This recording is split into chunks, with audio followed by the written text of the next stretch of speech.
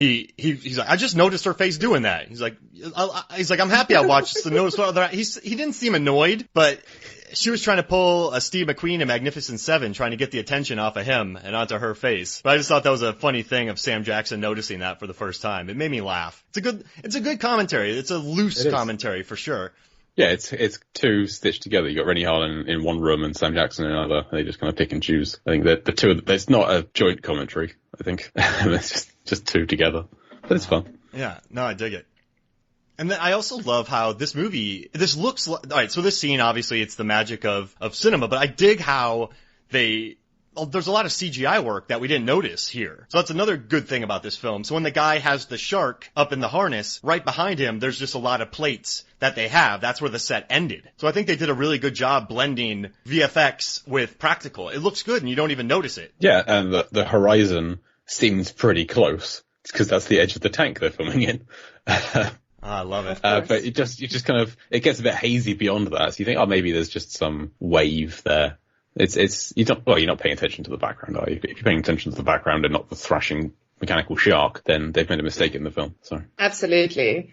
But listen, question, would you guys just like walk around on that platform? I'm like, every time I watch the scene where they're all walking around there, it feels very easy to fall into the water. Yes, it like does. one misstep and you're going to fall into the water filled with all these freaking sharks. I would not be walking around so casually like that. They're all walking like, la-di-da. Oh, no. The railings are so flimsy. If they're there at all, it's the same kind of problem with the Death Star. There's not enough railings on this thing. There's literally shots.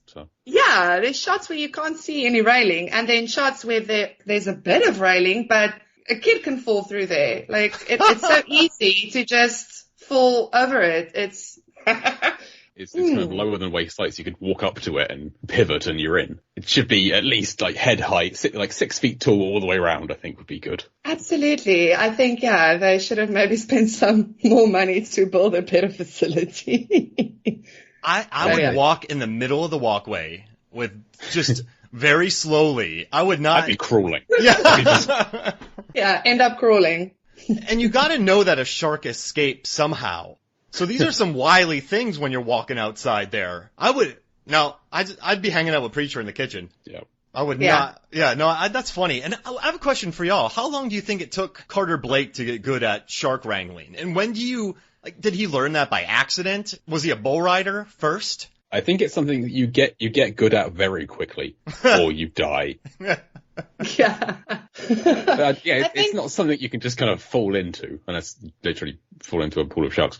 But yeah, he has to have, I don't know, some kind of marine biology. I have no idea. Maybe he went fishing, like spear fishing, and evolved from that. Do you think he lived in Baton Rouge and had a bull shark that he caught? Because there's so many bull sharks in Louisiana. It's like prime breeding grounds there, and like where a lot of bull sharks are. So maybe he practiced on the bull sharks there. I think he bought one in a fish shop, at a pet shop, and it ate everything else in the tank, and it tried to eat him, and he fought it off and went swimming with it ever since. And then they just practice every day, like the orcas? Yeah. At SeaWorld? I want a prequel to Deep Blue Sea that is Carter raising a shark. Oh. And the two of them go out solving crimes or something in the water. He just rides it around. Yeah. Corporate crimes. Corporate crimes. Taking down fat seals and rich shoots. Yeah. There we go. Perfect. Yeah, but I mean, he probably did like diving and stuff. And then, because I know that's usually how it goes. People start diving and they really get into it. And the next step for a lot of divers, well, at least here in South Africa, is let's go swim with the fish and then let's go swim with the sharks. So it's probably just that kind of thing. So are you saying that he was riding fish around in the beginning? A shark is a fish. Yeah, you're right. Yes, that's what I'm saying. Grabbing on the two groupers and just catching a ride. I love the visuals of all of these. These make me very happy. That's the thing. I can't not get the pictures, and the pictures are just great. They're just fabulous. The thing writes itself. Two groupers could really give you a big ride. Are there groupers in South Africa? I don't know. I know there's groupers in Louisiana, so that'd be good. And it makes sense too for tiger sharks in Louisiana, because there's a video of a tiger shark whomping the crap out of a hammerhead off the coast of Louisiana. Yes. So I was like, would a tiger shark be there? And it is. It's relevant. And I know they're going off Jaws. I'm still thinking about these groupers. You guys got to take over. This is too much for me. Two groupers strapped together, and Carter 1 foot on each one, riding it above the way. He should have been Aquaman. I don't know. I think Jason Momoa did a decent job. I feel like Thomas Jane, maybe back in '99. Yes, back in '99. 2018, Thomas Jane isn't going to cut it against 2018 Jason Momoa. That's fair. Sorry, Super Tom. Yeah, sorry, Super Tom. We do call him a bionic stud muffin in this thing. That's the catchphrase of the podcast so far, Zanandi. Super Tom. Yep. So I was reading a review for this film, Zanandi, and somebody called Thomas Jane a bionic stud muffin, and I just thought that was the funniest thing I'd read in a long time. So that's what we've been calling him during this. I dig it. It's very random. Like, I would never have thought of that. So I like that. Bionic stud muffin. Look at his back when he's wrangling the shark. There are muscles there I didn't know existed. The guy, if that is him doing that, there's some behind the scenes videos of Thomas Jane, of Super Tom, actually swimming with sharks, which he was terrified of doing because he's seen Jaws. And so there is footage of him doing that. But he's conveniently got the mask on, so it could well be a stuntman. I'm not sure. But there's his back and his shoulders. It's terrifying. It's very intimidating. He does grouper curls when they're not filming. He has a bunch of grouper weights offset. They should have done that, make that part of the character, just in the background of a scene somewhere. Just grouper each hand, just curling. I don't know if he would have liked him that much though, because it's very satisfying to look at. So, but yeah, doing the curls, I don't know. That would have maybe been too much. Think about that, 50 feet in the background during one scene. He's just in the back doing pull-ups. And that's it. You never hear about it again. You don't see it until you get the Blu-ray and you zoom in. And it's like, wait a minute, hang on. Is he bench pressing 2 groupers? Scoggins comes out and, man, you gotta move your grouper weights. I'm slipping all over them. Oh my word. Alright, another question. I mean, they're at least 30 miles, maybe 20 miles off the coast of Baja. Do they have to worry about, I don't know, thieves or pirates or curious onlookers going on in here? I didn't see any security there. So this is a really isolated place. Does that make sense? I think. Yeah. If I were a pirate, I wouldn't try and steal anything from somewhere that had 3 giant killer sharks. It's true. No. That feels like a security measure all in itself. But then I'm not a pirate, so I don't know how they operate. Maybe they want to steal the sharks and make a deal with them. We'll get you out of here. Well, then good luck. Yeah, good luck stealing sharks. No, I think maybe the fact that it's like a research lab, essentially, might be a bit boring for a pirate. Let's go plunder a research lab. I don't know. I just don't buy it. Check out all these beakers I stole. I buy all the weird science in this movie, but I don't buy that, Mark. Okay, fair enough. Well, I suppose they could be trying to steal the data. Yeah? So, a competitive pharmaceutical company, that would be a Jurassic Park kind of thing, wouldn't it? Whoa, that would. Hydra Pharmaceuticals, not not Chimera. Yeah. Hydra. Or Bellerophon Pharmaceuticals. Oh my gosh. Just bring Newman in there from Jurassic Park. Have him trying to steal stuff. Everything goes off. Hell yeah. And then one more question. What do you think they had to talk about? So he's like, we need to talk. What do you think the two had to talk about? Well, maybe Carter is cottoning on to the idea that these sharks are smarter. Because we had the theory in the first scene when he caught the shark wanted to be caught. Yep. That it was Steve McQueening from The Great Escape trying to get back in and report back to the rest. We're going to reference Steve McQueen as many times as we can in every one of these shows, it seems, which I'm more than okay with. He's an idol. So maybe Carter realized, well, hang on, this shark wanted to be caught. I shot it. I think we find out in a couple of weeks' time that it took more tranquilizers than it should have done. So that kind of falls down there. But yeah, he's got an idea that there's something up with the shark, and who's going to know about that? Well, it's Dr. Susan McAllister. Because she's been messing with their brains.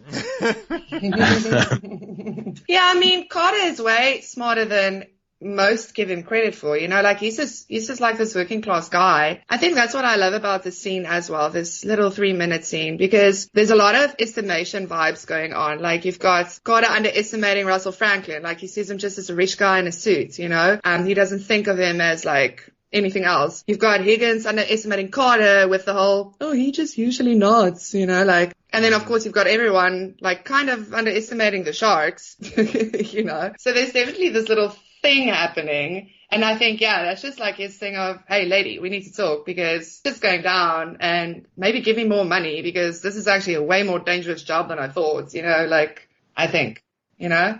Yeah. And I guess he's smart enough not to bring it up in front of everybody else.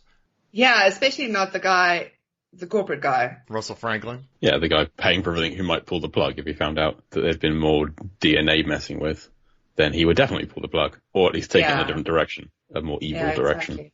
Yeah, because like Carter doesn't want to lose his job, you know, like again, he's like the working class guy. He like needs the bloody job, but also he's not going to take these people's nonsense. So he's not afraid to speak up and stuff, which is cool. They're screwed if he quits though, because he goes into water with genetic, oh wait, that's later on. But yeah, they probably want to keep him happy, I would assume. He is the only guy who will go in with the Sharks that we see. Yeah. Like maybe as part of the rest of the crew who leaves, and in the next scene there's some other deputy shark wrangler. But for all we know, it's just Carter. How many shark wranglers are there like him in the world, would you guess, in this movie? In the world of Deep Blue Sea, I don't know. I reckon he might, if they were to do like, if someone to say like, get me the best of the best, I need the best shark wrangler in the business, I reckon he would be pretty close to the top of that list. So it's like it's like a short list of like 5 women and men, elite shark wrestlers. That sounds like a wrestling federation. Is he like a young Quint? Kind of thing, like this is, if Jaws were to have been remade today, then 20 years ago from today would be Thomas Jane shark wrangling on Aquatica, and in 20 years time he would become the grizzled Quint of Jaws. I think that's Deep Blue Sea's sequel, apart from the ones that exist and the one that's coming soon. Oh dear. That's like Deep Blue Sea 4 is old Thomas Jane has now been turned into Quint. Whoa. Wow. Wow. But he doesn't die, does he? I don't want old TJ dying. Bionic stud muffins, they all pass at some point, Mark. It happens to everyone. I guess if you We all die, Mark. We all die. if you live by shark... Listeners, we hate to break it to you. Bad news, everybody. One day a shark may eat you. You might get chopped. I'm going to need a break. This is blowing my mind. I'm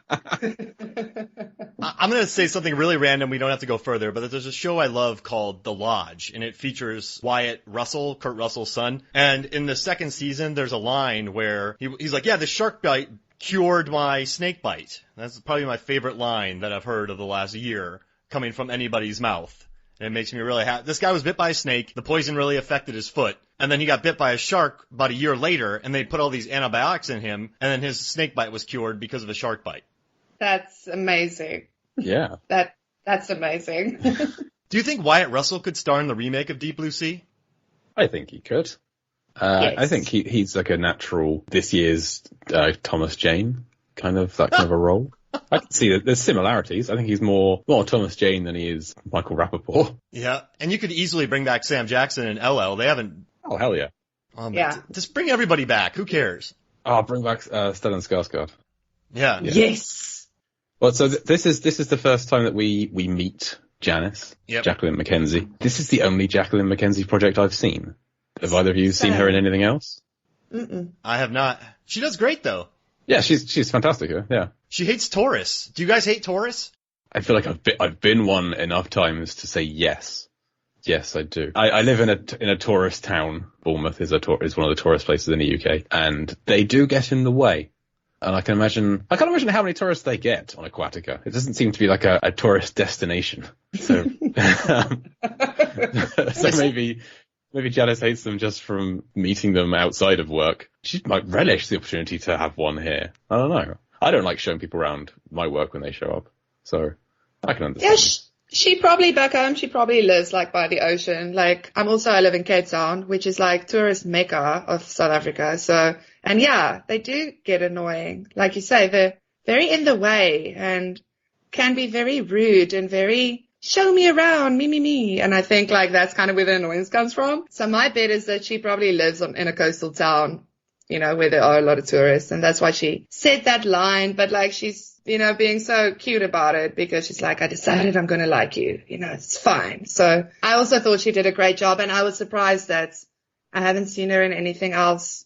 It's weird. She was in. She's originally Australian, which I had no idea about. She's from Sydney, and her top 4 things on IMDb. The first one is Deep Blue Sea.